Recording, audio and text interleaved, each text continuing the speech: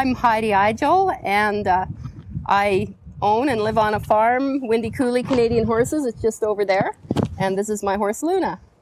Hi Heidi, so why did you start horse ranching near Pincher Creek, Alberta?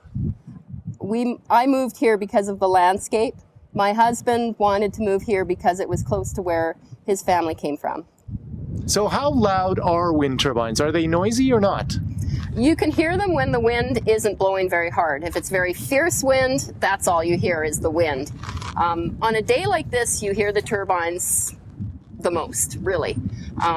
So to me, it's like a train off in the distance. Well, you can hear for yourself right here.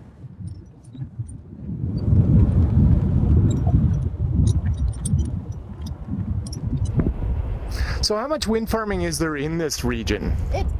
Pincher Creek, I would say, is the capital of wind farming. I don't know the history too well, but I know Coulee Ridge over there has been there for a long, long time. I put on turbines on the old lattice towers, so really old ones like the ones that are up in California. Were you worried about things like birds and bats when the wind farms came to town?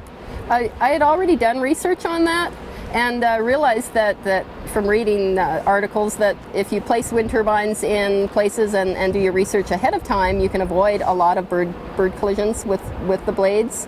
The bat issue, I think, came up a little bit later, and actually Summerview Wind Farm presented findings on bat losses 1 year after the wind farm had been built, and then funded research on trying to find out what had happened, what had caused it, and what they could do to prevent it from happening in the future. So are you content now that the bats and the birds are okay with respect to these wind farms? Or I think people need to keep watching, and people need to keep monitoring. This wind farm has, I understand, a good monitoring program, and they continue to keep an eye on what's going on.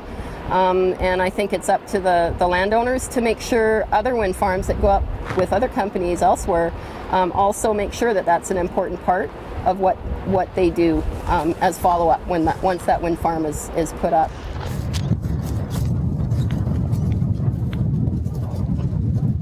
And so lastly, what would you say to folks who are worried about wind power?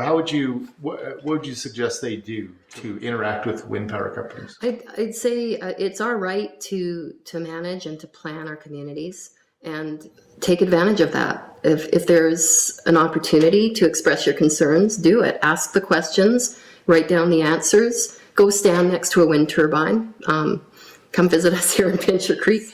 We all plan our houses and our lives and our savings, and I think we should be planning our communities and putting more renewable energy in it, because